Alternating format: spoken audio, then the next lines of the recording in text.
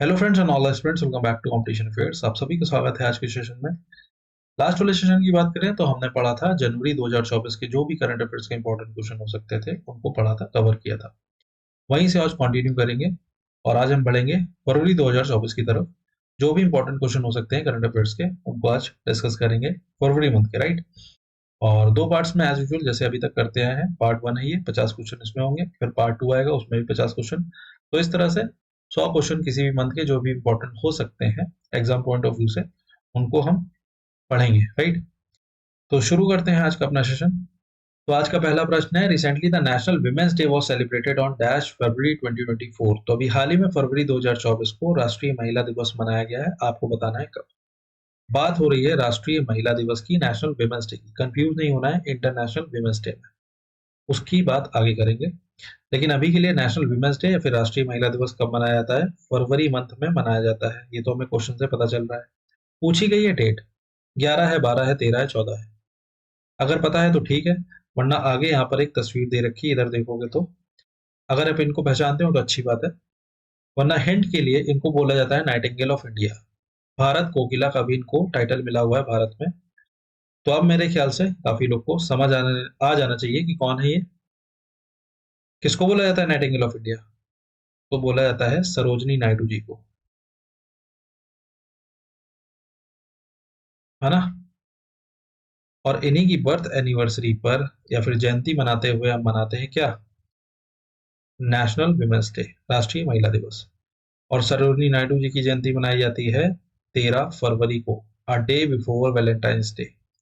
Valentine's day के ठीक एक दिन पहले 13 फरवरी को हम क्या मनाते हैं? नेशनल विमेंस डे मनाते हैं। ठीक है, किसकी जयंती मनाते हुए? सरोजनी नायडू जी की, है ना। तो ये तो बात हो गई नेशनल विमेंस डे की। ठीक, अब बात कर लेते हैं इंटरनेशनल विमेंस डे की, अंतरराष्ट्रीय महिला दिवस की। ये भी पता होना चाहिए क्योंकि ये भी आने वाला है। तो ये मनाया जाता है 8 मार्च को। ठीक, तो अब मेरे ख्याल से कंफ्यूजन नहीं रहा होगा राष्ट्रीय महिला दिवस में और अंतरराष्ट्रीय महिला दिवस में। 8 मार्च और 13 फरवरी। ठीक, वैलेंटाइंस डे के ठीक एक दिन पहले राष्ट्रीय महिला दिवस और 8 मार्च को अंतरराष्ट्रीय महिला दिवस। ठीक है, अब मेरे ख्याल से याद रहेगा, है ना। अच्छा, सरोजनी नायडू जी का जैसे ही नाम आता है तो एक चीज इनके बारे में, जो एक क्वेश्चन बहुत ज्यादा पूछा जा चुका है पहले भी और आगे भी पूछा जाता रहेगा, हिस्ट्री में पूछा जाता है। यह क्वेश्चन क्या, सीधे बता देते हैं कि सरोजनी नायडू जी पहली भारतीय महिला, फर्स्ट इंडियन फीमेल, ऐसे नहीं ऐसे लिखते हैं, फर्स्ट इंडियन फीमेल है, पहली भारतीय महिला है अध्यक्षता करने वाली किसकी? इंडियन नेशनल कांग्रेस की, है ना। तो ये पहली भारतीय महिला बनी थी जिन्होंने अध्यक्षता की थी इंडियन नेशनल कांग्रेस की। इसका ईयर भी पूछा जाता है एग्जाम में, तो 1925 में की थी। कहां पर की थी, प्लेस भी पूछी जाती है, तो कानपुर में की थी। तो इससे तीन क्वेश्चन बनते हैं। एक तो पहली भारतीय महिला जिन्होंने अध्यक्षता की, ठीक है, इंडियन नेशनल कांग्रेस की, सन पूछा जाता है तो 1925, और प्लेस पूछी जाती है तो कानपुर वाले सेशन की अध्यक्षता की थी सरोजनी नायडू जी ने। ये पहली भारतीय महिला बनी थी। और पहली महिला अगर केवल पूछी जाए तो वो थी एनी बेसेंट। ठीक है, तो कंफ्यूज नहीं होना है इन दो नामों में भी, एनी बेसेंट और सरोजनी नायडू जी। ठीक, ये पहली भारतीय महिला थी जिन्होंने अध्यक्षता की थी इंडियन नेशनल कांग्रेस की, 1925, कानपुर। आगे बढ़ा जाए, इतनी जानकारी काफी है इनके बारे में एग्जाम पॉइंट ऑफ व्यू से अभी के लिए। आगे बढ़ते हैं तो कुछ और इंपॉर्टेंट डेज है और उनकी थीम्स हैं। येलो हाईलाइटेड में इनकी थीम्स दे रखी हैं जितनी भी हैं। ठीक है, तो फरवरी की शुरुआत होती है इंडियन कोस्ट गार्ड डे से। 1 फरवरी को मनाया जाता है ये डे। तो जो हमारे इंडियन कोस्ट गार्ड्स हैं उनका जो योगदान है, कंट्रीब्यूशन है, हमारी जो कोस्ट लाइन है, हमारी जो तटीय रेखाएं हैं उनको सुरक्षित रखने में, उसको हम सम्मानित करते हुए 1 फरवरी को मनाते हैं इंडियन कोस्ट गार्ड डे। ठीक, एक प्रश्न जो इंडियन कोस्ट गार्ड के डे के, सॉरी, इंडियन कोस्ट गार्ड्स के बारे में पूछा जाता है कि आईसीजी के डीजी कौन है, डायरेक्टर जनरल कौन है इंडियन कोस्ट गार्ड के? तो वो है राकेश पाल। ये पूछे जा चुके हैं, आगे भी पूछे जा सकते हैं, तो नाम याद रखना है डीजी के रूप में किसके? इंडियन कोस्ट गार्ड्स के, है ना। 1 फरवरी इंडियन कोस्ट गार्ड डे। आगे आते हैं तो 2 फरवरी वर्ल्ड वेटलैंड डे है। थीम क्या है? Wetlands and human wellbeing. अच्छा, वेटलैंड क्या होता है? वेट का मतलब होता है गीला और लैंड का मतलब होता है भूमि। तो ऐसी भूमि, ऐसी जगह जब जो पानी से ढकी हो, ठीक है, जहां पर पानी भरा रहता हो, ठीक है, ऐसी जगह को हम बोलते हैं वेटलैंड। और केवल भरा ही ना रहता हो, वहां पर जीवन भी हो, फ्लोरा एंड फौना भी हो, ठीक है, पेड़ पौधे भी हो, ठीक है, किसी प्रजाति के, और पंछी भी हो वहां पर, ठीक है, तब हम उस जगह को बोलते हैं वेटलैंड। ठीक, इसके बारे में अभी आगे बात करेंगे, इस पे क्वेश्चन है एक, ठीक, इंपॉर्टेंट है, तब वहां पर बात करेंगे। अभी आगे बढ़ते हैं। 4 फरवरी को मनाते हैं, आगे आते हैं, तो 4 फरवरी को मनाते हैं वर्ल्ड कैंसर डे। इंपॉर्टेंट है, इसकी थीम भी याद रखना है, क्लोज द केयर गैप। पहले भी इसकी थीम पूछी जा चुकी है और आगे भी पूछी जाएगी, ठीक है। 4 फरवरी है वर्ल्ड कैंसर डे। 8 फरवरी को मनाते हैं सेफर इंटरनेट डे। थीम क्या है? Inspiring change. 10 फरवरी को मनाते हैं वर्ल्ड पल्सेस डे। थीम क्या है? Pulses nourishing soils and people. 13 फरवरी को मनाया जाता है वर्ल्ड रेडियो डे। थीम क्या है? Radio a century informing, entertaining and educating, है ना। तो ये 1 से 15 तक के जो भी इंपॉर्टेंट डेज थे और उनकी थीम्स यहाँ पे मेंशन कर दी है, ठीक है। और आगे 15 से आगे वो आपको पार्ट 2 में मिलेंगे, ठीक है, थीम्स के साथ। तो अभी के लिए स्क्रीनशॉट ले लो, या लिखना चाहो लिख लो। अगला प्रश्न है, recently who was appointed as new army vice chief. याद रखना है, यहाँ पे पूछा गया है कि भी हाल ही में नए सेना उप प्रमुख के रूप में किसे नियुक्त किया गया है। वाइस चीफ पूछे गए हैं, ठीक, कंफ्यूज मत होना चीफ में और वाइस चीफ में। यहाँ पे उप प्रमुख पूछे गए हैं कि नए उप प्रमुख कौन बन गए हैं भारतीय सेना के। ऑप्शंस देखोगे तो एमवी सुचंद्र कुमार है, दिनेश के त्रिपाठी है, उपेंद्र द्विवेदी है, अमरप्रीत। अगर आपने पिछले सेशंस देखे हो तो इनमें से कुछ ऑप्शंस आप पहचान जाओगे जिनके बारे में पढ़ चुके हैं।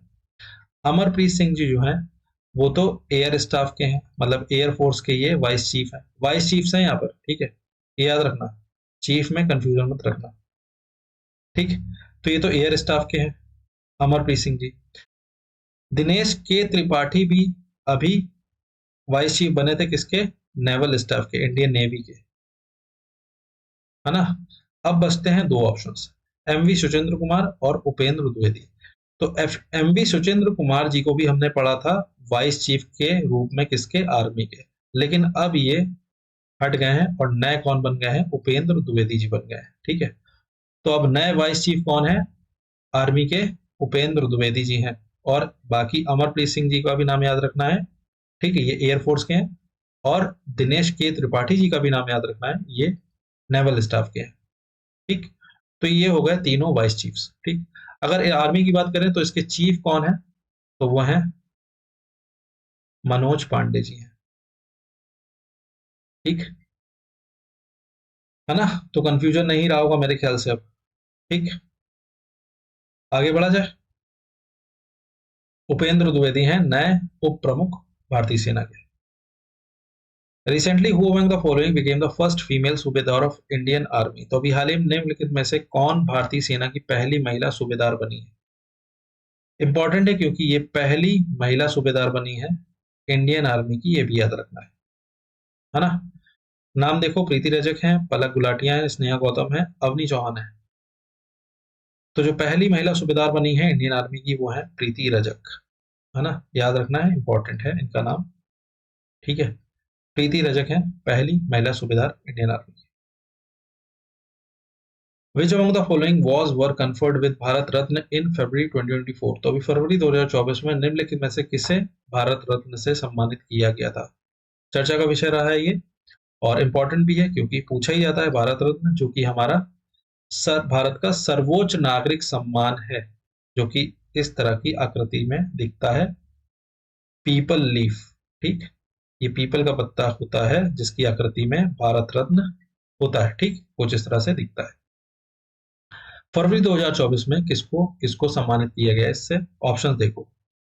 तो 5 ऑप्शंस हैं, लाल कृष्ण अडवाणी जी है, एम एस स्वामीनाथन है, चौधरी चरण सिंह है, पीवी नरसिम्हा राव है, कर्पूरी ठाकुर है, ठीक है। अगर आपने सुना हो, चर्चा में रहे ये पांचों ही नाम रहे, क्योंकि पांचों को ही सम्मानित किया गया है भारत रत्न से, ठीक है, भारत सरकार द्वारा फरवरी 2024 में, ठीक। याद रखने हैं पांचों नाम ये, ठीक। इनके बारे में थोड़ी सी जानकारी भी ले लेते हैं क्योंकि ये भारत रत्न से सम्मानित किए गए हैं। तो एल के आडवाणी जी जो कि डिप्टियां लिख देते हैं, डिप्टी प्राइम मिनिस्टर, उप प्रधानमंत्री रहे थे 2002 में। जब प्रधानमंत्री कौन थे? अटल बिहारी वाजपेयी जी थे। ठीक, ये भी याद रखना है। एम एस स्वामीनाथन जी, जिनको हम father of Indian green revolution के नाम से भी जानते हैं, है ना, भारतीय हरित क्रांति के जनक के रूप में जानते हैं एम एस स्वामीनाथन, इनको भी भारत रत्न से सम्मानित किया गया। चौधरी चरण सिंह जी, जो कि 5वें पीएम थे भारत के। पीवी नरसिम्हा राव, ये 9वें पीएम थे, भारत के प्रधानमंत्री थे। और कर्पूरी ठाकुर, जो कि चीफ मिनिस्टर थी, कहाँ की? बिहार की। ठीक, तो इन पांचों को भारत रत्न से सम्मानित किया गया है भारत सरकार द्वारा। ठीक, एक प्रश्न जो और पूछा जा सकता है इनके बारे में, कि इनमें से किसको मरणोपरांत सम्मानित किया गया है या जीवित रहते सम्मानित किया गया है? तो पांचों में से केवल एक है जिनको जीवित रहते सम्मानित किया गया है, वो है लाल कृष्ण आडवाणी जी, जो जीवित हैं, और इनको भारत रत्न अभी फरवरी 2024 में सम्मानित किया गया है। और बाकी ये जो चारों हैं, इनको मरणोपरांत दिया गया है, पोस्ट ह्यूमसली दिया गया है। तो प्रश्न इस तरह से भी बन सकता है कि ऑप्शन दे दिया और इनमें से किसको पोस्ट ह्यूमसली सम्मानित किया गया या किसको जीवित रहते सम्मानित किया गया, तो ये नाम आपको पता होने चाहिए। ठीक, ठीक है। और भारत रत्न जो है, इसके बारे में कई सारे प्रश्न बनते हैं। पहली बार कब दिया गया था? 1954 में दिया गया था। ठीक है, तो कई सारे प्रश्न है ऐसे, तो मतलब, लेकिन अभी के लिए ये याद रखना है ना। आगे बढ़ा जाए।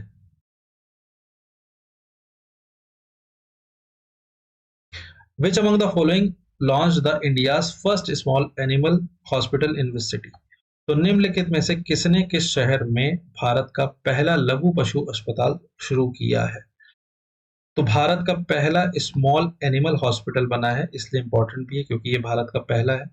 और पशुओं के लिए, मतलब जो सुविधाएं हॉस्पिटल्स में अभी तक इंसानों को मिलती थी, अब वो सुविधाएं हमारे पेट्स को भी मिलेंगी। जो हम पशुपालन जो भी करते हैं, उनको भी हम वो सुविधाएं दे पाएंगे। ठीक है, मेडिकल सुविधाएं, ठीक, जो भी हॉस्पिटल्स में मिलती है। तो ये जो अस्पताल है पशुओं के लिए, पेट्स के लिए, एनिमल्स के लिए, स्मॉल एनिमल्स के लिए, ये खुला है। अगर स्टेट की बात करें तो महाराष्ट्र में।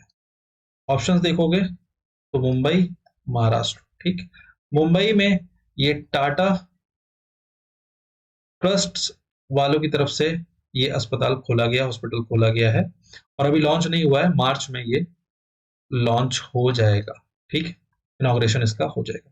ठीक है, मुंबई में भारत का पहला स्मॉल एनिमल हॉस्पिटल है ये, बाय टाटा ट्रस्ट। ठीक, याद रखना है, मुंबई सिटी का नाम याद रखना है।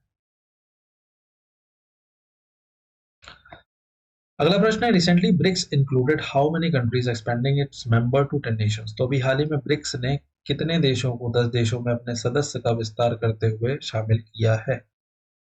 ब्रिक्स, जिसको हम अभी तक जानते थे 5 देशों का ऐसा समूह या फिर संगठन, जो कि बना है एक दूसरे का सहयोग करने के लिए, किस चीज में? इंटरनेशनल पॉलिटिक्स एंड इकोनॉमी में, अंतरराष्ट्रीय राजनीति और अर्थव्यवस्था में, है ना। और ये 5 देश कौन कौन से थे या फिर हैं? इनके नाम में ही छुपे हुए हैं ये 5 देश। बी फॉर है ब्राजील, आर फॉर है रशिया, आई फॉर है इंडिया, सी फॉर है China and S for south Africa. तो अभी तक ब्रिक्स में 5 मेंबर स्टेट्स थे या फिर 5 मेंबर कंट्रीज थे, लेकिन अब कितने हो गए हैं? 1 फरवरी 2024 या 1 जनवरी 2024 से कितने हो गए हैं टोटल? 10 हो गए हैं। ठीक है, पहले 5 थे, तो अब याद रखना है 10 नेशन है, परमानेंट मेंबर स्टेट्स कितने हैं? 10 है ब्रिक्स में। ठीक, तो पूछा गया कितने जुड़ गए हैं, तो पहले 5 थे, 10 हो गए हैं, तो 5 और जुड़ गए होंगे, तो 5 नए कंट्रीज जुड़े हैं या फिर 5 नए मेंबर स्टेट्स बन गए हैं ब्रिक्स के, है ना। तो ये तो एक बात हो गई कि टोटल कितने हो गए? 10 हो गए, 5 जुड़ गए।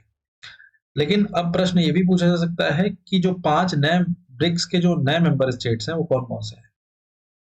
तो जो नए 5 मेंबर कंट्रीज बने हैं ब्रिक्स के, उनको याद रखने के लिए हमें याद रखना पड़ेगा क्या? ICU। ठीक, अगर हम इसको इस तरह से याद रखेंगे तो आसानी से याद रहेगा। ICU का मतलब क्या है? I फॉर है ईरान, ठीक, S फॉर है सऊदी अरेबिया, ठीक, ई फॉर है इथोपिया, दूसरा ई फॉर है इजिप्ट,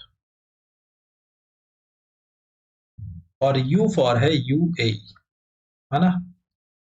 तो आईसीयू से हम याद रख सकते हैं जो 5 नए मेंबर कंट्रीज हैं ब्रिक्स में जो शामिल हुए हैं, है ना। और टोटल कितने हो गए हैं? 10। ठीक है, इन पांचों को मिला के ईरान है, सऊदी अरेबिया है, इथियोपिया है, इजिप्ट है और यूएई है। ये 5 नए मेंबर कंट्रीज हैं ब्रिक्स में शामिल हुए हैं, है ना। ठीक है, आगे बढ़ते हैं। Recently defence literature festival named Kalam and Kavach was organised in which of the following city. तो अभी हाल ही में कलम और कवच नामक रक्षा साहित्य महोत्सव का आयोजन निम्नलिखित में से किस शहर में किया गया था? तो आपको बताना है ये डिफेंस लिटरेचर फेस्टिवल है, क्या नाम है? कलम और कवच नाम भी याद रखना है, कहां पर आयोजित हुआ है ये बताना है, सिटी। तो इसका आयोजन कुछ इस तरह से हुआ, और उद्घाटन किसने किया था? हमारे जो सीडीएस हैं, चीफ ऑफ डिफेंस स्टाफ है, अनिल चौहान जी ने इसका उद्घाटन किया था, है ना। और हुआ कहां पर था ये? तो स्टेट की बात करें तो ये महाराष्ट्र में हुआ था। ऑप्शन देखोगे तो पुणे, महाराष्ट्र, जहां पर ये फेस्टिवल हुआ है कलम और कवच, नाम याद रखना है ना। पुणे है answer. Recently, who among the following was selected as the torch bearer for 2024 Paris Olympics? तो अभी हाल ही में निम्नलिखित में से किसे 2024 पेरिस ओलंपिक्स के लिए मशाल वाहक के रूप में चुना गया है? तो भारत की तरफ से कौन मशाल वाहक होने वाला है 2024 ओलंपिक्स में, जो कि कहां हो रहे हैं? पेरिस में हो रहे हैं, है ना। बताओ भाई, ऑप्शंस देखो। नीरज चोपड़ा है, पीवी सिंधु है, अभिनव बिंद्रा है, मनप्रीत सिंह है। तो हिंट के लिए बताते हैं कि जो मशाल वाहक हैं वो कौन है? जो पहला गोल्ड लेकर आए थे ओलंपिक्स में भारत के लिए। अब ऑप्शंस में से देखो कौन है। तो वो है अभिनव बिंद्रा जी, जो कि भारत के लिए पहला गोल्ड जीत कर लाए थे ओलंपिक्स में, याद रखना है। और इन्होंने कब जीता था? 2008 में जीता था। किस इवेंट में जीता था? 10 मीटर एयर राइफल में जीता था, ना कि पिस्टल में, ये भी याद रखना, ठीक है। अभिनव बिंद्रा होने वाले हैं मशाल वाहक 2024 पेरिस ओलंपिक्स में, ठीक। अच्छा, ये जो 2024 वाले हो गए पेरिस में हो रहा है, 2028 वाले कहाँ होंगे ये भी याद रखो, 4 साल बाद लॉस एंजलिस में होंगे, ठीक। और अभी 2024 वाले कहाँ होने वाले हैं? पेरिस में होने वाले हैं, ठीक है। अभिनव बिंद्रा होंगे मशाल वाहक भारत की तरफ से, ठीक है। आगे बढ़ा जाए। Which among the following country became the first European nation to offer digital visas? निम्नलिखित में से कौन सा देश डिजिटल वीजा को की पेशकश करने वाला पहला यूरोपीय राष्ट्र बन गया है?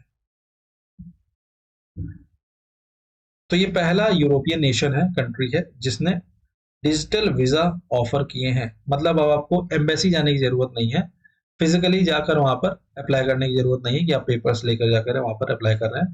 आप ऑनलाइन भी अप्लाई कर सकते हैं वीजा के लिए। कौन सा देश है जिसने ये मतलब लॉन्च किया है ये सुविधा जो है डिजिटल वीजास की?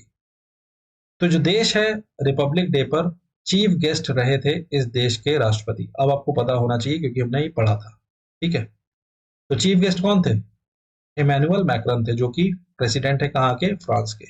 और फ्रांस है वो पहला यूरोपियन नेशन जो कि डिजिटल वीजा ऑफर कर रहा है, ठीक है। यह सुविधा ये चला रहा है डिजिटल वीजा की, ठीक है। पहला यूरोपियन नेशन है, ठीक है। आगे बढ़ते हैं। अगला प्रश्न है, recently which state achieved record for highest number of Ramsar sites after inclusion of Longwood solar reserve forest? तो अभी हाल ही में किस राज्य ने लॉन्गवुड सोलर रिजर्व फॉरेस्ट को शामिल करने के बाद सबसे अधिक रामसर स्थलों का रिकॉर्ड हासिल कर लिया है?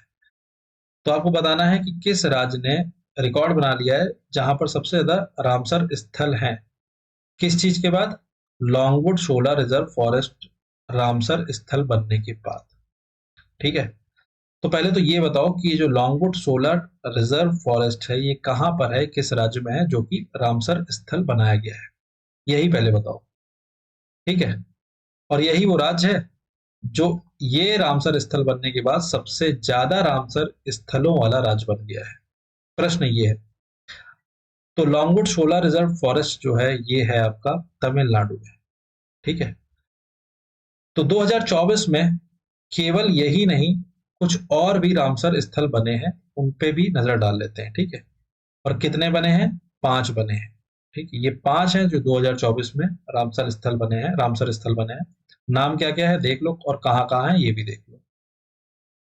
तो पहला है अंक समुद्र बर्ड कंजर्वेशन रिजर्व, जो कि कहाँ है? कर्नाटक में है। और ये है अगनाशिनी इस्चुरी, कर्नाटक में। मगादी केरे कंजर्वेशन रिजर्व है कर्नाटक में। करावेती बर्ड सेंचुरी है तमिलनाडु में। और लॉन्गवुड सोलर रिजर्व फॉरेस्ट है तमिलनाडु में।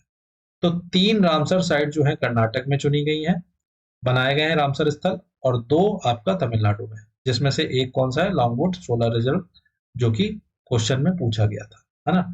और इसी के साथ तमिलनाडु जो है सबसे ज्यादा रामसर साइट्स वाला स्टेट बन गया है। प्रश्न ये था, ठीक। सबसे ज्यादा रामसर साइट्स हो गई तमिलनाडु के पास, कितनी? 16, ठीक।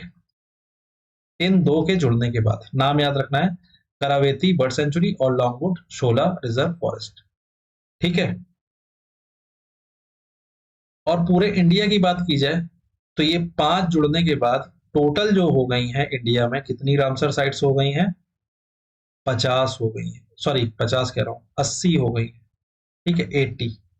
पहले कितनी थी? 75 थी। तो ये प्रश्न ऐसे ही पूछा जा चुका है, याद रखना है, ठीक है। पहले कि कितनी टोटल है, तो वो 80 है आज की डेट में, 75 नहीं है, 75 नहीं है, ठीक। ये 5 नई जुड़ गई हैं, याद रखना है, ठीक। और सबसे ज्यादा रामसर साइट किस स्टेट में है? तमिलनाडु में है, ये भी याद रखना है। कितनी है? 16 है, इन 2 के जुड़ने के बाद, ठीक। अब यार थोड़ा सा समझ लेते हैं रामसर साइट्स हैं क्या, है ना। तो रामसर साइट्स कैसे समझाया जाए? पहले तो ये जान लो रामसर क्या है। रामसर एक जगह है ईरान में। कहां पर है? ईरान में, ठीक। तो 1971 में एक संधि होती है रामसर, ठीक, रामसर नाम से, ठीक, जिसको हम बोल सकते हैं रामसर कन्वेंशन, ठीक। एक इंटरनेशनल ये कन्वेंशन है, अंतरराष्ट्रीय संधि है। और इस संधि के चलते ऐसी जगहों को चिन्हित किया जाएगा। कैसी जगहों को? वेटलैंड्स को। अभी हमने पढ़ा था ना, 2 फरवरी को वर्ल्ड वेटलैंड्स डे मनाया जाता है। तो ऐसे वेटलैंड्स, ऐसे लैंड, ऐसी भूमियां जो पानी से ढकी रहती हैं, जहां पर पानी भरा रहता है और वो अंतरराष्ट्रीय रूप से कुछ महत्व रखती हैं, तो ऐसी जगहों को चिन्हित करके उनको रामसर साइट्स का जो है दर्जा दिया जाता है, इस कन्वेंशन के चलते, है ना। 1971 में ये कन्वेंशन या फिर संधि बनी थी, ठीक है।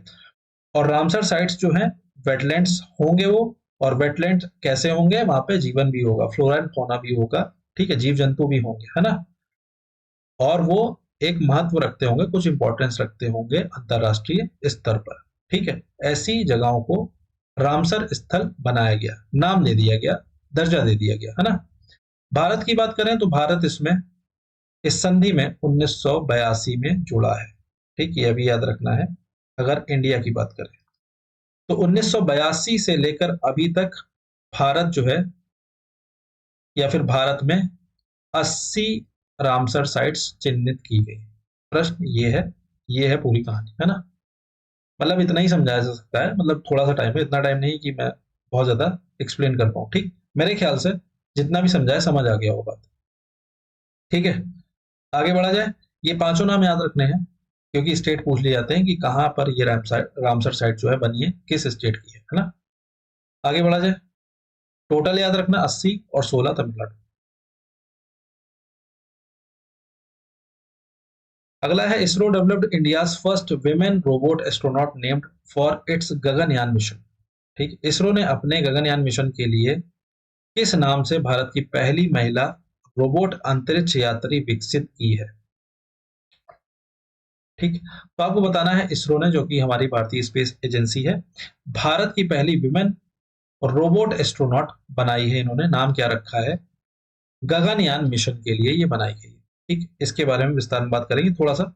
पहले नाम बताओ कि भारत की पहली विमेन रोबोट एस्ट्रोनॉट कौन है, ठीक, अंतरिक्ष यात्री कौन है जो रोबोटिक है कुछ इस तरह से। तो ऑप्शन देखोगे वो व्योम मित्र है, गगन मित्र है, आकाश मित्र है, नाम मित्र है। तो जो भारत की पहली विमेन रोबोट एस्ट्रोनॉट है, उसका नाम रखा गया है इसरो ने व्योम मित्र। ठीक, याद रखना है। ठीक, अब बात कर लेते हैं गगनयान मिशन की। तो ये जो गगनयान मिशन है, पहली बात तो ये 2024 सॉरी 24 कह रहा हूँ, 2025 के लिए है। ठीक, 2025 में लॉन्च होगा गगनयान मिशन, और इसका मिशन का जो उद्देश्य होगा वो क्या होगा कि जो स्पेस को है उसको एक्सप्लोर करना। ठीक, और खास बात यह है कि ये भारत की तरफ से पहला मैन्ड मिशन होगा। मतलब इसमें जो है रोबोट्स नहीं जाएंगे। ठीक है, असल में जो एस्ट्रोनॉट्स हैं, जो अंतरिक्ष यात्री हैं, जो ह्यूमन है, वो जाएंगे। ठीक है, इस मिशन पर, स्पेस में। ठीक है, और ये भारत की तरफ से पहला ऐसा मिशन है जिसमें हम सच में एस्ट्रोनॉट्स को भेज रहे हैं स्पेस में। ठीक है, इसलिए इंपॉर्टेंट है, 2025 में होगा। तो उससे पहले इसरो जो है एक कह सकते हो सेफ्टी पॉइंट ऑफ व्यू से, या फिर एक्सप्लोर करने के लिए एक रोबोट भेजेगा पहले। ठीक है, अभी 2024 में ही, जिसका नाम क्या है, व्योम मित्र। ठीक है, और ये एक रोबोटिक विमेन रोबोट एस्ट्रोनॉट होगी, जिसको हम अभी 2024 में इसरो लॉन्च करेगा। और जो भी स्पेस में जो कंडीशंस हैं, ठीक है, जो इंपॉर्टेंट है, उनको एक्सप्लोर करके लाएगा कि हमारा जो गगनयान मिशन है उसके लिए क्या क्या जरूरत है। ठीक है, सेफ्टी पॉइंट ऑफ व्यू से, है ना, उनको हम पहले से तैयार रखें, और फिर जो गगनयान मिशन हो उसको सक्सेसफुल करने के लिए जो भी मतलब जरूरतें हो, वो हमें पता चल जाएंगी व्योम मित्र से, है ना। तो कुछ इस तरह से टेस्टिंग के रूप में व्योम मित्र को अभी भेजा जाएगा फॉर गगनयान मिशन, है ना। समझ गए होगे मेरे ख्याल से। तो गगनयान याद रखना है 2025 में लॉन्च होगा। ठीक है, अभी नहीं, 2024 में नहीं। और ये पहला मैन्ड मिशन होगा। ठीक है, भारत की तरफ से स्पेस का। आगे बढ़ा जाए, नाम याद रखना है Vyom Mitra. Recently Ranveer Singh became the brand ambassador of which among the following brands. तो अभी हाल ही में रणवीर सिंह निम्नलिखित में से किस ब्रांड के ब्रांड एम्बेसडर बने हैं। तो रणवीर सिंह जी ब्रांड एम्बेसडर बन चुके हैं किसके, बताओ इनमें से। टाइटन है, मेबी है, बोट है, कैशियो है। तो रणवीर सिंह जी बने हैं बोट के ब्रांड एम्बेसडर अभी हाल ही में, है ना। आगे बढ़ा जाए। Recently who among the following became the brand ambassador of fit India. अभी हाल ही में निम्नलिखित में से कौन फिट इंडिया का ब्रांड एम्बेसडर बन गया है। तो अभी रणवीर सिंह जी बने हैं बोट के। अब बात आ गई है फिट इंडिया की। फिट इंडिया मूवमेंट कब चलाया गया था ये। तो पीएम मोदी जी ने ये लॉन्च किया था कब, 29 अगस्त 2019 को। 29 अगस्त क्या होता है, नेशनल स्पोर्ट्स डे होता है। ठीक है, 2019 में ये मूवमेंट लॉन्च किया गया है। इसके ब्रांड एम्बेसडर कौन बनाए गए हैं अभी ये बताना है। तो इसके जो ब्रांड एम्बेसडर बनाए गए हैं अभी 2024 में, वो है नरेंद्र कुमार यादव जी। ठीक, जो ब्रांड एम्बेसडर बन चुके हैं फिट इंडिया के। ठीक है, और बेसिकली इस मूवमेंट का उद्देश्य क्या था कि हम कैसे फिट रह सकते हैं फिजिकली, हमें कुछ ऐसा करना चाहिए रोज जिससे हम फिट रहें फिजिकली, है ना। कोई भी ऐसी फिजिकल एक्टिविटीज करनी चाहिए, कोई स्पोर्ट्स खेलना चाहिए, फिर दौड़ना चाहिए। ठीक है, थोड़ा इस तरह की चीजें, और अपने फैमिली मेंबर्स को भी इससे मतलब मोटिवेट करना चाहिए इस चीज के लिए, है ना। तो ये था मिशन इस फिट इंडिया मूवमेंट का, 29 अगस्त 2019 में लॉन्च हुआ था। आज की डेट में ब्रांड एम्बेसडर कौन है इसके, नरेंद्र कुमार यादव जी। अगला प्रश्न है, recently which state became the first to implement uniform civil code. तो अभी हाल ही में कौन सा राज्य समान नागरिक संहिता लागू करने वाला पहला राज्य बन गया है। तो पहला राज्य है जिसने लागू कर दिया है क्या, यूनिफॉर्म सिविल कोड। इसलिए इंपॉर्टेंट है क्योंकि ये पहला राज्य है ऐसा करने वाला, है ना। ऑप्शंस देखो क्या है। हिंट के लिए, यहाँ के गवर्नर जो है वो हैं गुरमीत सिंह जी। आप बताओ ऑप्शंस में से, पढ़ चुके हैं हम ये कई बार। गुरमीत सिंह जी कहाँ के गवर्नर हैं, उत्तराखंड के। ठीक है, जहां पर यूनिफॉर्म सिविल कोड लागू हो चुका है, और ये पहला राज्य बन चुका है ऐसा करने वाला। ठीक, उत्तराखंड के सीएम कौन है, चीफ मिनिस्टर कौन है, पुष्कर सिंह धामी जी,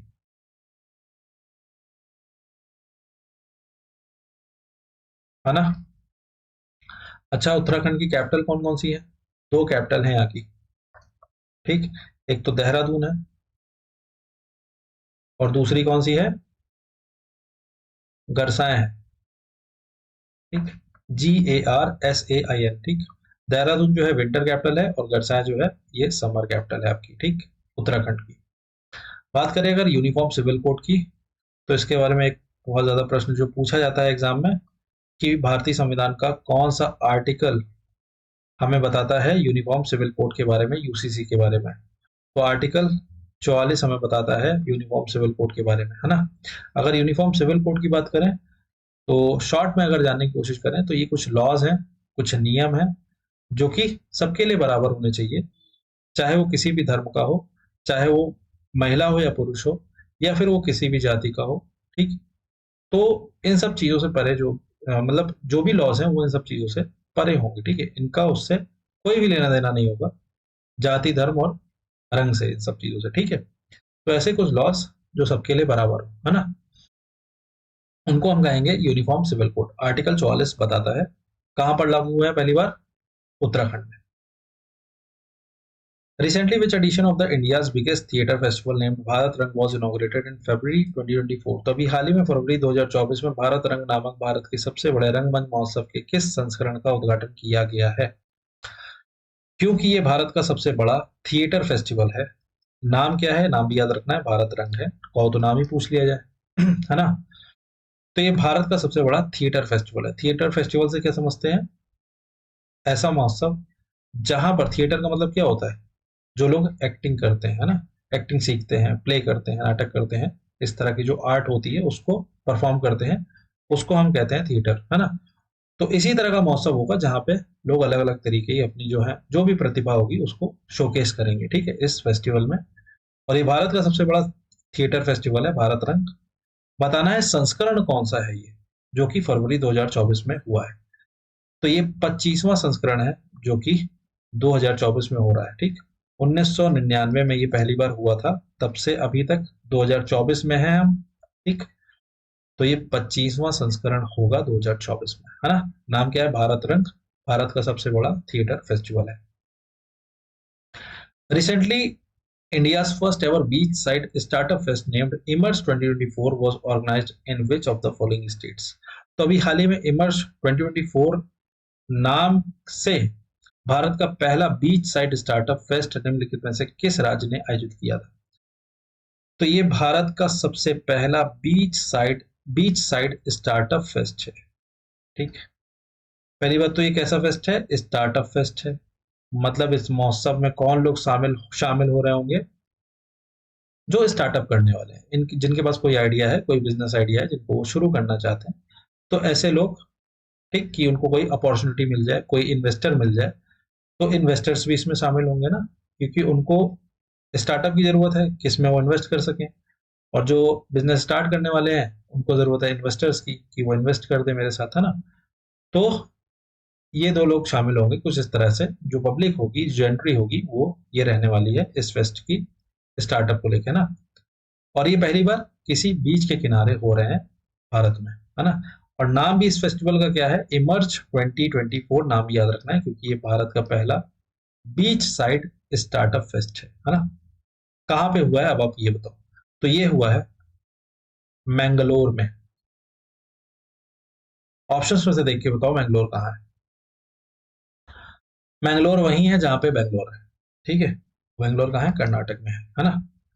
तो स्टेट की बात करें तो कर्नाटक। इमर्ज 2024 भारत का पहला बीच साइड स्टार्टअप फेस्ट है ना। मैंगलोर सिटी में हो रहा है, कर्नाटक स्टेट। आगे बढ़ा जाए। Recently who among the following one the wild life photographer of the year people's choice award? तो अभी हाल ही में निम्नलिखित में से किसने wild life photographer of the year people's choice award जीता है? ठीक है, तो आपको बताना है कि wild life photographer of the year का खिताब किसको दिया गया है। तो ये है वो फोटो जिसके लिए ये अवार्ड दिया गया है, wild life photographer of the year, ठीक। और ये फोटो जो है, इस फोटो का नाम है आइस बेड। देखने में भी अच्छी सी लग रही है, एक पोलर बियर है, इस तरह से बर्फ में सो रहा है ना। देख पा रहे होगे अगर आप, दिख रहा होगा, ठीक है, इतना तो ये फोटो खींची है यूके के एक फोटोग्राफर हैं, इनका नाम है नीमा शरीखानी, और ये बन चुके हैं wild life photographer of the year people's choice award. ठीक, इन्होंने ही जीता है या फिर इन्हीं को सम्मानित किया गया है इस अवार्ड से। नाम क्या है? नीमा सरीखानी। और इस फोटो का भी नाम याद रखना है, आइस बेड है नाम याद रखना इस फोटो का। यूके के फोटोग्राफर हैं ये।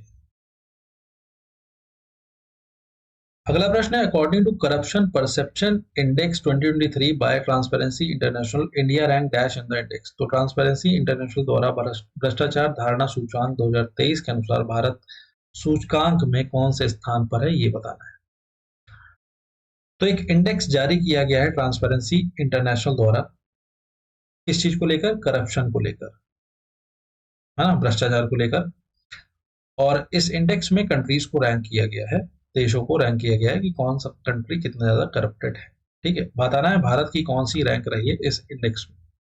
तो इस इंडेक्स की बात करें तो कंट्रीज को स्कोर दिया गया है 0 से लेकर 100 तक। ठीक है, जो स्केल रखा गया है इस इंडेक्स का वो 0 से 100 तक का रखा गया है। जो भी कंट्रीज 0 के पास होंगे वो सबसे ज्यादा करप्टेड होंगे। ठीक, और जो सबसे ज्यादा होंगे मतलब 100 की तरफ जाएंगे वो क्लीनेस्ट होंगे, मतलब सबसे ज्यादा कम करप्टेड होंगे, है ना। जिसका स्कोर सबसे कम वो सबसे ज्यादा करप्टेड है। ठीक है, तो इस इंडेक्स में भारत ने स्कोर किया है 39। ठीक, और इसी के साथ ये रैंक नहीं है, ये स्कोर है, याद रखना। ठीक, और इसी को उल्टा कर दोगे तो ये रैंक बन जाएगी 93rd।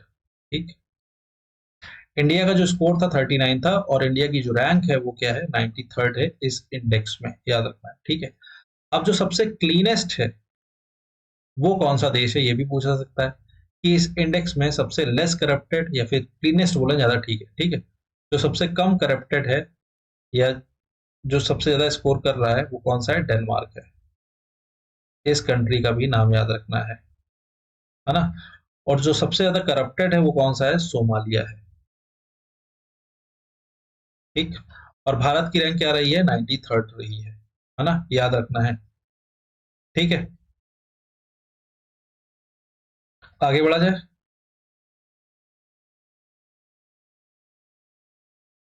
और डेनमार्क है पहले नंबर पर, फर्स्ट।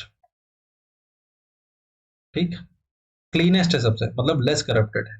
और सबसे ज्यादा करप्टेड कौन सा है? Somalia. Recently north east first naturopathy hospital was inaugurated in which of the following state. तो अभी हाल ही में पूर्वोत्तर के पहले प्राकृतिक चिकित्सा अस्पताल का उद्घाटन निम्नलिखित में से किस राज्य में किया गया था? तो नॉर्थ ईस्ट का पहला नेचुरोपैथी हॉस्पिटल है। ठीक है, इसलिए इंपॉर्टेंट है, एक रीजन है नॉर्थ ईस्ट, ये हम पढ़ चुके हैं। अच्छा बताओ, नॉर्थ ईस्ट में कितने स्टेट्स आते हैं? तो कुल 8 स्टेट्स आते हैं नॉर्थ ईस्ट में। ठीक, ऑप्शंस देखो, जहां पर नॉर्थ ईस्ट का पहला नेचुरोपैथी हॉस्पिटल खुला है, ऐसा हॉस्पिटल जहां पर मेडिसिन सर्जरीज ये सब नहीं होंगी, जो इलाज होगा वो किससे होगा? जड़ी बूटियों से होगा। ठीक, जो आयुर्वेदिक दवाएं हैं उनसे होगा। ठीक है, उसको हम बोलेंगे नेचुरोपैथी हॉस्पिटल। और ये नॉर्थ ईस्ट का पहला नेचुरोपैथी हॉस्पिटल है, ये खुला है डिब्रूगढ़ में, जो कि कहाँ है? असम में। ठीक है, तो असम में खुला है नॉर्थ ईस्ट का पहला नेचुरोपैथी हॉस्पिटल। ठीक, अच्छा नॉर्थ ईस्ट स्टेट की बात करें तो अभी हमने बताया कि 8 स्टेट्स होते हैं। ठीक, नॉर्थ ईस्ट में कितने स्टेट आते हैं? 8 स्टेट आते हैं, 8 राज्य आते हैं। तो 8 हैं कौन कौन से? 4 तो यही है, मणिपुर है, त्रिपुरा है, असम है, मेघालय है। बाकी 4 कौन कौन से हैं? तो एक नागालैंड है, अरुणाचल प्रदेश है, मिजोरम है और सिक्किम है। तो ये 4 और ये 4 मिला के हो जाते हैं 8 नॉर्थ ईस्ट स्टेट्स। तो कोई भी ऑप्शन में आ सकते हैं, लेकिन असम याद रखना है, पहला नॉर्थ ईस्ट स्टेट है जहां पर पहला नेचुरोपैथी हॉस्पिटल खुला है ना। आगे बढ़ा जाए। Recently Ahmed Awadh bin Mubarak was appointed as new prime minister of which country. तो अभी हाल ही में अहमद अवध बिन मुबारक को किस देश का नया प्रधानमंत्री नियुक्त किया गया है? तो आपको बताना है कि अहमद अवध बिन मुबारक कहाँ के नए प्रधानमंत्री बन गए हैं। ये उस देश का फ्लैग। ठीक, और ये कहाँ का फ्लैग है? यमन का फ्लैग है। यमन के नए प्रधानमंत्री बन चुके हैं अहमद अवध बिन मुबारक, ठीक, याद रखना है। प्रधानमंत्री बने हैं, कंफ्यूज मत होना प्रेसिडेंट में, ठीक, प्राइम मिनिस्टर बने हैं। नाम क्या है? Ahmed Awadh bin Mubarak. Recently Alexander Stubb became the president of which of the following country. तो अभी अलेक्जेंडर स्टब जो है प्रेसिडेंट बने हैं किस कंट्री के, आपको बताना है। तो ये है उस देश का फ्लैग जहां के राष्ट्रपति बने हैं अलेक्जेंडर स्टब। ऑप्शंस देखो, मेरे ख्याल से जानते होंगे, कई बार हम ये पिछले सेशन में देख चुके हैं इस फ्लैग को, और ये फ्लैग है फिनलैंड का, ठीक है। फिनलैंड के नए प्रेसिडेंट कौन है? अलेक्जेंडर स्टब हैं, याद रखना है। अच्छा, फिनलैंड की कैपिटल क्या है? हेलसिंकी है। रीजनिंग में, एनालॉजी में ये प्रश्न पूछ लिए जाते हैं कभी कभी, ठीक है, इसलिए उस पॉइंट ऑफ व्यू से भी इसको पता रखना चाहिए, ठीक। फिनलैंड की कैपिटल क्या है? हेलसिंकी है। इसी तरह हमने अभी यमन पढ़ा था, यमन की कैपिटल क्या है? सना है, ठीक। सना है यमन की कैपिटल, और हेलसिंकी है फिनलैंड की। अलेक्जेंडर स्टब नए प्रेसिडेंट है फिनलैंड के। Recently the 7th Indian ocean conference was held in which country. तो हाल ही में 7वां हिंद महासागर सम्मेलन किस देश में आयोजित किया गया था? तो जो 7वां हिंद महासागर कॉन्फ्रेंस है, सम्मेलन है, किस देश में हुआ है? सिटी की बात करें तो पर्थ में हुआ था। अब पर्थ बताओ कहां पर है, किस कंट्री में है पर्थ? ऑस्ट्रेलिया है, इंडिया, इंडोनेशिया, यूएई, ठीक। तो क्रिकेट अगर देखते होंगे तो जानते हैं पर्थ कहां पे है, ऑस्ट्रेलिया। सभी लोग क्रिकेट देखते हैं इंडिया में तो लगभग, ठीक। तो पर्थ ऑस्ट्रेलिया में ये सम्मेलन होने वाला है, 7वां इंडियन ओशन, ठीक। थीम भी याद रखनी है इस इवेंट की, क्या है? Towards a stable sustainable Indian ocean, ये थीम है। और हमारे भारत की तरफ से इसमें एस जयशंकर जी पार्टिसिपेट करने वाले हैं या कर रहे हैं, ठीक, जो कि हमारे फॉरेन मिनिस्टर हैं, ठीक, external affair, union external affairs minister हैं कौन? एस जयशंकर जी, जो कि इसमें भाग ले रहे हैं, ठीक, या फिर लिया, सॉरी। पर्थ ऑस्ट्रेलिया में ये इवेंट हुआ था। Recently who became the new chief minister of Jharkhand. तो झारखंड के नए सीएम कौन बन गए हैं, आपको बताना है। तो हेमंत सोरेन तो पहले थे, ठीक है, हट गए हैं, तो नए कौन बने हैं? चंपाई सोरेन, ठीक है, पहले भी सोरेन थे, अभी भी सोरेन ही बने हैं। और ये जो चंपाई सोरेन है, ये 7वें सीएम होंगे, ठीक। कहाँ के? झारखंड के। झारखंड के गवर्नर कौन है, अच्छा ये बताओ। तो वो है सीपी राधाकृष्णन, ठीक। इनका भी नाम याद रखना है, गवर्नर के रूप में किसके? झारखंड के, सीपी राधाकृष्णन। और नए चीफ मिनिस्टर कौन बने हैं? चंपाई सोरेन बने हैं, है ना। आगे बढ़ा जाए। 7वें सीएम है, ये भी याद रखना है, झारखंड के। Recently the 36th national book fair was organised in which state. तो अभी हाल ही में 36वें राष्ट्रीय पुस्तक मेले में या पुस्तक मेले का आयोजन किस राज्य में किया गया था? तो 36वें राष्ट्रीय पुस्तक मेला जो है लगा है कहां पर, किस राज्य में, ये बताना है। तो 36th नेशनल बुक फेयर ये हुए हैं हैदराबाद में। और हैदराबाद कहाँ की कैपिटल है भाई? तेलंगाना की है, जहां पर ये 36th नेशनल बुक फेयर लगा है, ठीक। तेलंगाना के भी अभी नए सीएम बने थे कुछ ही महीनों पहले, कौन थे या कौन है मतलब? रेवनाथ रेड्डी जी हैं, इनका भी नाम याद रखना है, ठीक। अभी कुछ ही महीनों पहले ये सीएम चुने गए हैं, है ना, तेलंगाना के, रेवनाथ रेड्डी। कैपिटल क्या है? हैदराबाद है, जहां पर 36th नेशनल बुक फेयर लगा था। अगला प्रश्न, recently union defence minister unveiled the statue of general Bipin Rawat in which state. तो अभी हाल ही में केंद्रीय रक्षा मंत्री ने किस राज्य में जनरल बिपिन रावत की प्रतिमा का अनावरण किया है? तो आपको बताना है कि अभी रक्षा मंत्री जी ने अनावरण किया है जनरल बिपिन रावत जी की एक स्टैचू का, कहां पर, किस राज्य में? तो रक्षा मंत्री कौन है? राजनाथ सिंह जी हैं, जिन्होंने इस स्टैचू का अनावरण किया है, किस राज्य में, आपको बताना है। तो जनरल बिपिन रावत जी कौन है, पहले ये बताओ। जनरल बिपिन रावत जी कौन थे कहना ज्यादा ठीक रहेगा, क्योंकि अभी ये इनका देहांत हो चुका है, अभी ये नहीं है। और ये फर्स्ट सीडीएस थे, चीफ ऑफ डिफेंस स्टाफ थे भारत के, ठीक, first CDS of India, general Bipin Rawat. और इनका जो स्टैचू है वो लगाया गया है उत्तराखंड में, है ना। किसने उद्घाटन किया है, राजनाथ सिंह जी ने किया है। अभी हमने पढ़ा था कि करंट सीडीएस कौन है, अनिल चौहान जी हैं, ठीक है। और पहले कौन थे, जनरल बिपिन रावत जी थे, जिनका स्टैचू लगाया गया है उत्तराखंड में, है ना, याद रखना है। आगे बढ़ते हैं। Recently which among the following city was recognised as water warrior city. तो अभी हाल ही में निम्नलिखित में से किस शहर को जल योद्धा शहर के रूप में मान्यता दी गई है। तो आपको बताना है इनमें से कौन सा शहर जल योद्धा के रूप में जाना गया है, किस चीज के लिए, वाटर को एफिशिएंटली यूज करने के लिए, वाटर कंजर्वेशन के लिए, ठीक है, पानी को संरक्षित रखने के लिए। कौन सा शहर ये टाइटल पा चुका है वाटर वॉरियर का। ऑप्शन देखो, नोएडा है, ग्वालियर है, इंदौर है, जयपुर है। तो नोएडा है वाटर वॉरियर सिटी, ठीक है। और ये टाइटल है ये दिया गया है by the ministry of water, ठीक, जल शक्ति मिनिस्ट्री जिसको बोल सकते हैं, ठीक। और इसके यूनियन मिनिस्टर कौन है, गजेंद्र सिंह शेखावत है,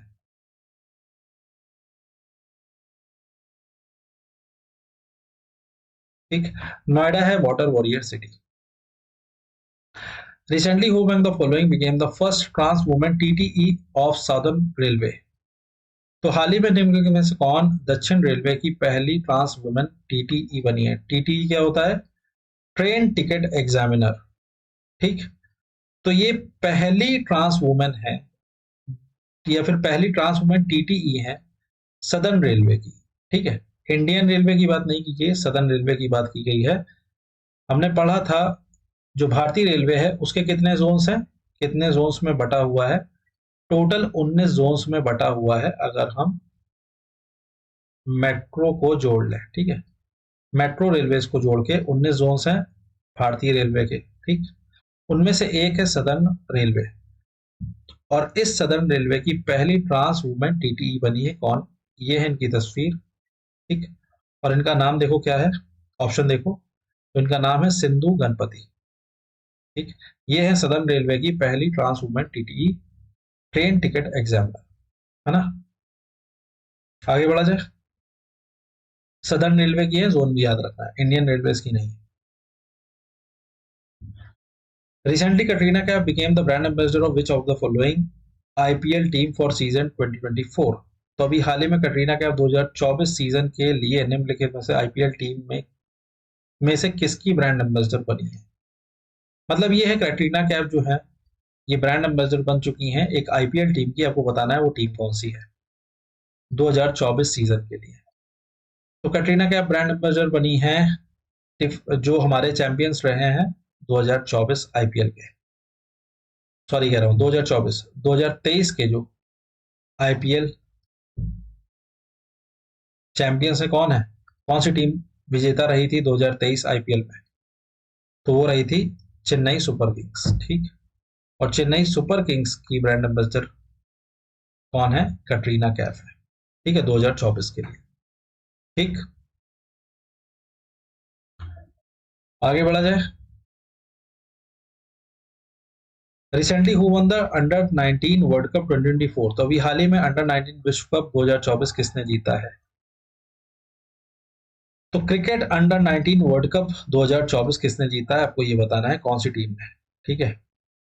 तो पहले तो ये जान लो हुआ कहाँ पे था, तो ये हुआ था साउथ अफ्रीका में। तो साउथ अफ्रीका होस्ट रहा है, ये याद रखना, जहां पे ये अंडर 19 वर्ल्ड कप 2024 हुआ था, ठीक है। जीता कौन है, तो जीता ऑस्ट्रेलिया है, किसको हराकर, भारत को हराकर, ठीक है।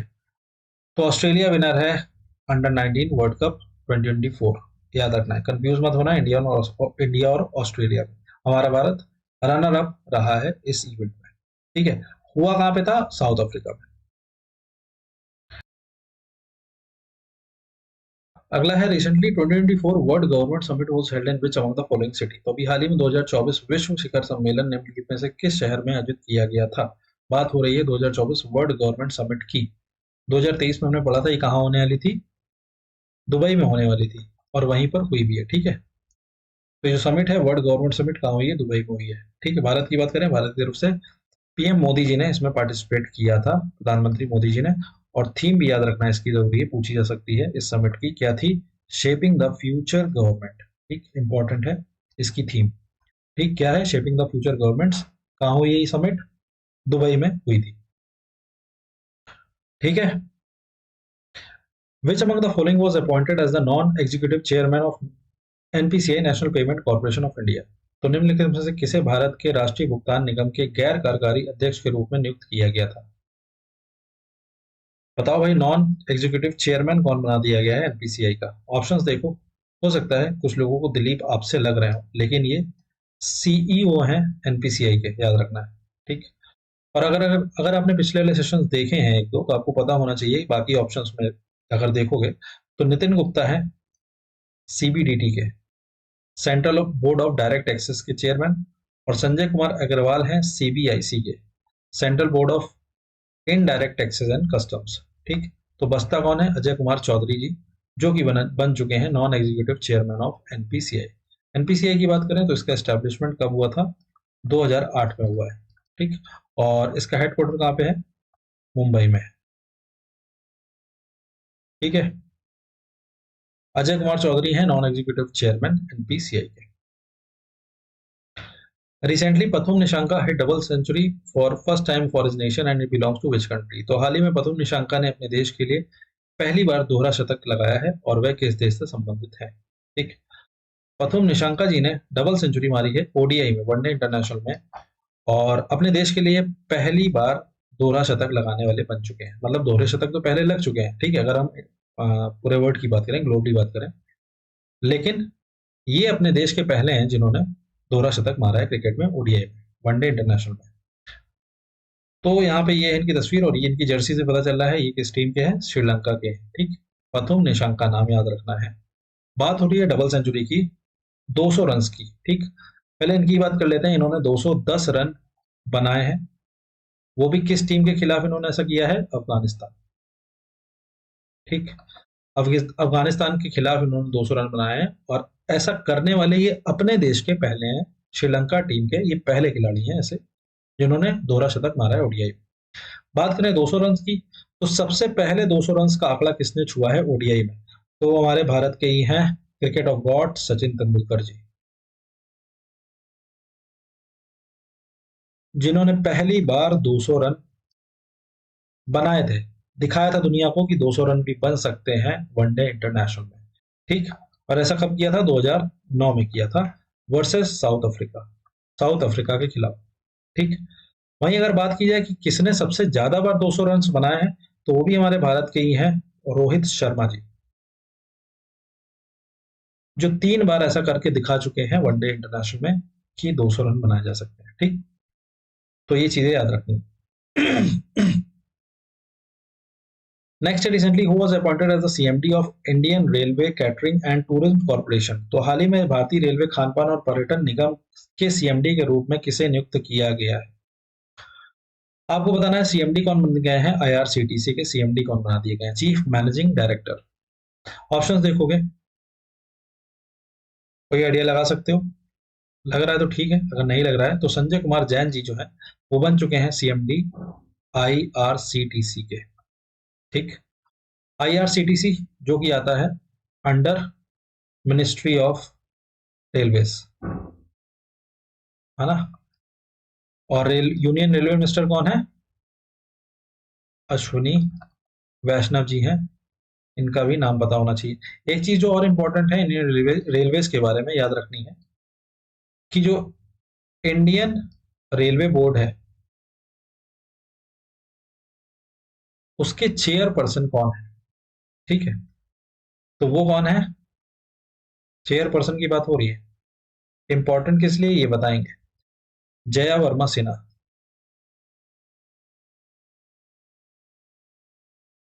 इंपॉर्टेंट इसलिए है क्योंकि जया वर्मा सिन्हा जी पहली महिला है जो कि रेलवे बोर्ड की चेयरपर्सन बनाई गई है। इससे पहले कोई भी महिला नहीं बनाई गई है इंडियन रेलवे बोर्ड की चेयरपर्सन। फर्स्ट फीमेल है ये, first female chairperson of Indian railway board, इसलिए इंपॉर्टेंट है, नाम याद रखना है, जया वर्मा सिन्हा, 2023 में ही बनी थी। Recently who was appointed as the MD and CEO of LIC mutual fund. LIC mutual fund की बात हो रही है, केवल एलआईसी की बात नहीं हो रही। एमडी एंड सीईओ कौन बने हैं इसके आपको ये बताना है।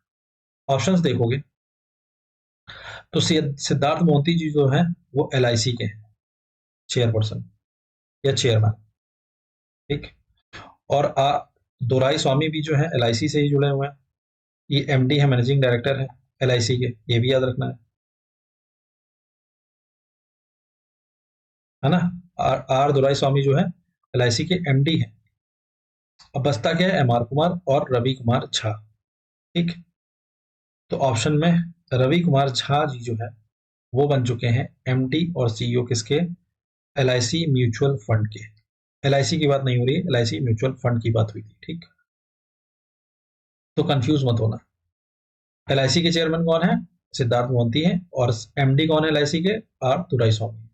एलआईसी म्यूचुअल फंड के एमडी कौन बन चुके हैं, रवि कुमार झा, ठीक।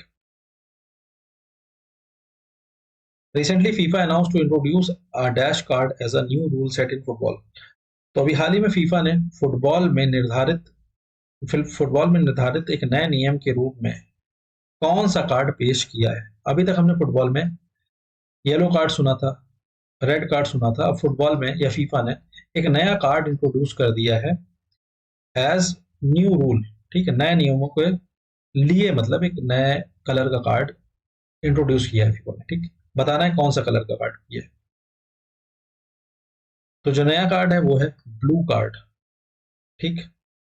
और इस ब्लू कार्ड के चलते एक प्लेयर को 10 मिनट के लिए डिसमिस किया जा सकता है, ठीक है, ये याद रखना है, ठीक। तो ब्लू कार्ड है, फीफा के द्वारा नया कार्ड है जो इंट्रोड्यूस किया गया, ठीक है। आगे बढ़ा जाए। Recently who among the following was conferred with Lakshmi Narayan international award. तो हाल ही में निम्नलिखित में से किसे लक्ष्मी नारायण अंतरराष्ट्रीय पुरस्कार से सम्मानित किया गया था। ये जो अवार्ड है अंतरराष्ट्रीय पुरस्कार है जिसका नाम है लक्ष्मी नारायण, ठीक। किससे संबंधित है, तो ये है म्यूजिक से संबंधित, ठीक। और इससे सम्मानित किया गया है प्यारे लाल शर्मा जी को जो कि म्यूजिक कंपोजर है, ठीक। याद रखना है लक्ष्मी नारायण इंटरनेशनल अवार्ड। ये भी पूछा जा सकता है कि ये अवार्ड किससे संबंधित है, तो म्यूजिक से संबंधित है। प्यारे लाल शर्मा जी जीते हैं। Recently Google rebranded its chatbot as which of the following. तो अभी हाल ही में गूगल ने अपने चैटबॉट को निम्नलिखित में से किस के रूप में रीब्रांड किया है। मतलब गूगल ने अपने चैटबॉट को रीब्रांड कर दिया या रीनेम कर दिया, कह दिया जाए, ठीक है, आसान भाषा में। तो हमने ये पढ़ा था कि गूगल का एक चैटबॉट है जिसका नाम था बार्ड, ठीक। बार्ड नाम का जो चैटबॉट था वो किसके द्वारा था, गूगल द्वारा। लेकिन अब इसको रीब्रांड करके क्या कर दिया गया है, जेमिनी कर दिया गया है। तो ये गलत हो गया है और ये सही है। ऐसे भी याद रख सकते हो कि जी फॉर गूगल और जी फॉर जेमिनी, ठीक। बाकी ये जो चैटबॉट्स हैं, को पायलट ये माइक्रोसॉफ्ट का है, ये भी याद रखना है। और सोक्रेटिक जो है ये भी गूगल वालों का ही है, ठीक, ये जो चैटबॉट है। और ये एक एजुकेशनल चैटबॉट है, ठीक, ये भी याद रखना, सोक्रेटिक, ठीक। तो जेमिनी है, ठीक। बार्ड को जो है नाम बदलकर क्या कर दिया गया है, जेमिनी कर दिया गया। Recently which country launch newest Antarctic research station named Qinling facility. तो अभी हाल ही में किस देश ने किनलिंग सुविधा नामक नवीनतम एंटार्क्टिक अनुसंधान स्टेशन का शुभारंभ किया है। तो अभी आपको बताना है कि हाल ही में किस देश ने क्विनलिंग सुविधा नामक नवीनतम अंटार्कटिक अनुसंधान स्टेशन का शुभारंभ किया। तो किनलिंग फैसिलिटी लॉन्च हुई है, किस देश ने की है, किस लिए की है, एंटार्कटिक रिसर्च स्टेशन है ये, ठीक। पहले तो ये बताओ एंटार्कटिक है कहां पे, साउथ पोल में है कि नॉर्थ पोल में है। तो जो एंटार्क्टिक है वो है आपका साउथ पोल में, और इसी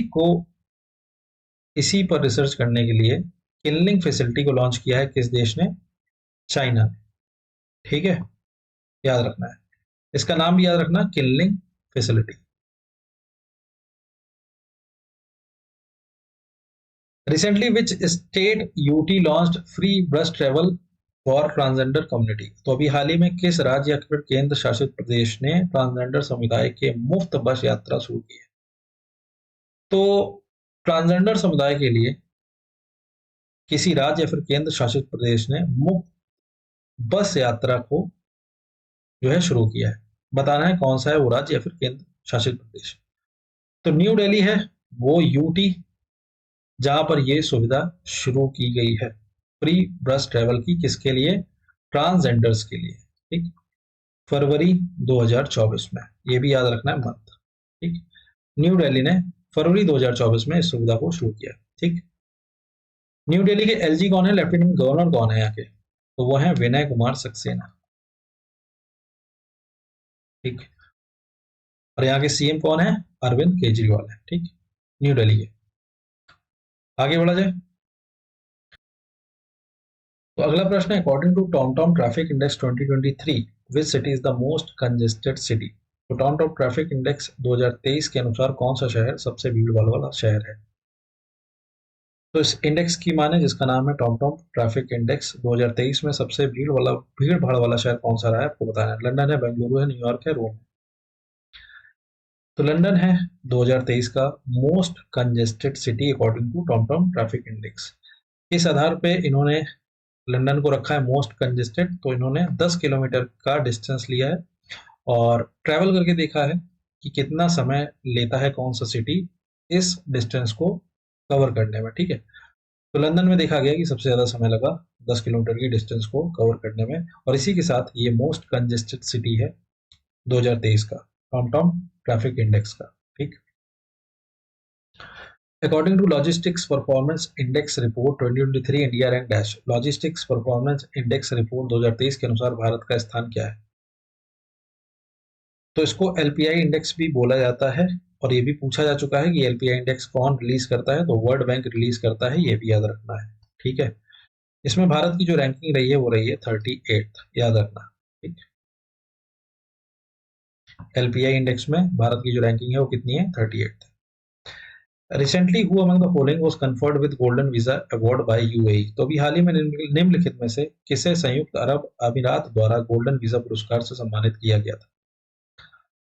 तो आपको बताना है गोल्डन वीजा किसको मिला है यूएई की तरफ से। तो इनकी फोटो से सभी वाकिफ होंगे मेरे ख्याल से। ये है आनंद कुमार जी। ठीक, सुपर 30 के संचालक, है ना? इनको यूएई की तरफ से गोल्डन वीजा अवार्ड दिया गया। Recently which country announce to launch its luxury train named dream of desert? तो हाल ही में किस देश ने ड्रीम ऑफ द डिजर्ट नामक अपनी पहली लग्जरी ट्रेन शुरू करने की घोषणा की है? तो आपको बताना है एक कंट्री अपनी पहली लग्जरी ट्रेन लॉन्च करने वाली है जिसका नाम क्या होगा? Dream of the dessert. और ये कहां पर चलेगी? सऊदी अरेबिया में चलेगी। ठीक, नाम क्या है? Dream of the desert. पहली लग्जरी ट्रेन होने वाली है सऊदी अरेबिया की। Recently which state launch a campaign named Dhami? हाल ही में किस राज्य ने धामी नामक एक अभियान शुरू किया है? पहले तो ये जान लो धामी अभियान है क्या। तो ये जो धामी कैंपेन है, ये जो अभियान है, बेसिकली जो इलीगल ड्रग यूज है उसको रोकना है इस अभियान का मकसद। ठीक, से नो टू ड्रग्स। और धामी अभियान चलाया कहाँ गया है? तो नाम में ही छुपा हुआ है, जहाँ के सीएम है पुष्कर सिंह धामी। कहाँ गए हैं? उत्तराखंड के, भी पढ़ा ही था। उत्तराखंड में चलाया गया है अभियान धामी। ठीक है, इलीगल ड्रग यूज को रोकने के लिए है। Recently Bapu tower was inaugurated in which of the following state? तो आपको बताना है जो बापू टावर है ये अभी कहाँ पे उद्घाटन किया गया है, और ये डेडिकेट किया गया है बापू जी को, महात्मा गांधी जी को, है ना? कहाँ पे बनाया गया, किस स्टेट में? तो ये बनाया गया है B for Bapu and B for Bihar, Bihar state में ये बापू टावर बनाया गया, कुछ इस तरह से दिखता है, और इसकी ऊंचाई है 120 फीट। ठीक है, आगे बढ़ा जाए। Recently who topped the brand guardianship index 2024 by brand finance. तो ब्रांड गार्जियनशिप इंडेक्स 2024 की अगर माने तो जो कि किसके द्वारा है, ब्रांड फाइनेंस के द्वारा, किस ब्रांड ने टॉप किया है इसमें? तो टॉप पर रहे हैं टेंसेंट, जो कि एक चाइना का ब्रांड है। ठीक, वहीं अगर हम भारत की बात करें तो हमारी जो भारत का रिलायंस इंडस्ट्रीज लिमिटेड है, ये सेकंड नंबर पर रहा है इस ब्रांड गार्जियनशिप इंडेक्स में, ये भी याद रखना है। ठीक, तो हमारा भारत दूसरे नंबर पे है एक तरह से देखा जाए, पहले नंबर पर टेंसेंट चाइना, है ना। इस इंडेक्स में नाम क्या है, brand guardianship index 2024 by brand finance. Recently who among the following was conferred with lifetime achievement award by sports journalist federation of India. तो अभी हाल ही में निम्नलिखित में से किसे sports journalist federation of India द्वारा लाइफ टाइम अचीवमेंट अवार्ड से सम्मानित किया गया था? तो आपको बताना है कि लाइफ टाइम अचीवमेंट अवार्ड किसको दिया गया है, by sport journalist federation of India. ये है इनकी तस्वीर, पहचानते होंगे मेरे ख्याल से आप सभी लोग। ये है, हिंट दी जाए कि पहचान गए होंगे? पहचान गए होंगे मेरे ख्याल से। ये है पीटी उषा जी, और ये इंडियन ओलंपिक कमेटी की प्रेसिडेंट भी है, ये भी याद रखना है। आईओसी की प्रेसिडेंट भी हैं, ये अध्यक्ष भी हैं पीटी उषा जी। ठीक है, इंडियन ओलंपिक कमेटी की। आगे बढ़ा जाए। Recently, who among the following was honored as Outstanding Businesswoman of the Year 2023 award? ठीक है, तो अभी हाल ही में निम्नलिखित में से किसे outstanding business women of the year 2023 का खिताब दिया गया है या अवार्ड दिया गया है? ठीक है, तो जो outstanding business women of the year का खिताब है, ये दिया गया है बीना मोदी जी को, जो कि हेड है मोदी इंटरप्राइजेस की। ठीक, ठीक है, बीना मोदी जी हैं outstanding business women of the year 2023।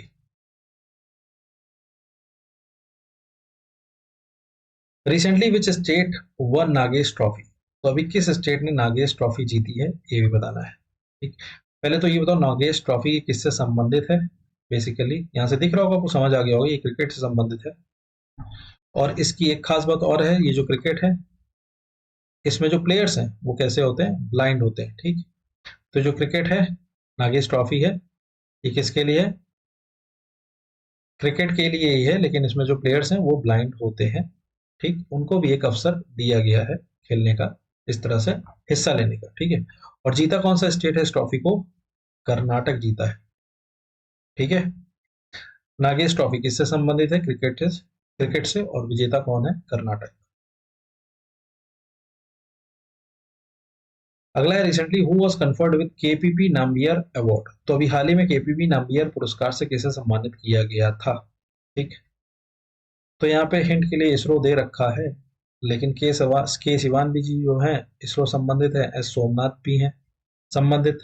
ठीक है, तो जो केपीपी नाम्बियर अवार्ड है, ये दिया गया है जो अभी इसरो के चेयरपर्सन है, कौन है, एस सोमनाथ है। ठीक है, इनको सम्मानित किया गया है केपीपी नाम्बियार अवार्ड। ठीक, इसरो की बात करें, एस्टैब्लिशमेंट कब हुआ था, 1969 में हुआ था। ठीक, और इसका हेडक्वार्टर कहाँ पे है, बेंगलुरु में है। ठीक, तो ये थे आज के हमारे 50 क्वेश्चन, जो भी इंपॉर्टेंट क्वेश्चन हो सकते हैं। ठीक, तो ये पार्ट 1 था, अभी फिर मिलेंगे पार्ट 2 में, और बाकी की जो 50 क्वेश्चन रह गए हैं जो भी इंपॉर्टेंट हो सकते हैं फरवरी मंथ के, उसको हम कवर करेंगे। ठीक है, आई होप आपको सेशन अच्छा लगा होगा, अच्छा लगा हो तो इसको देखिएगा और रिवाइज करते रहिएगा। ठीक है, तब तक के लिए मिलते हैं फिर नेक्स्ट सेशन में, तब तक के लिए अपना ख्याल रखिए और पढ़ते रहिए।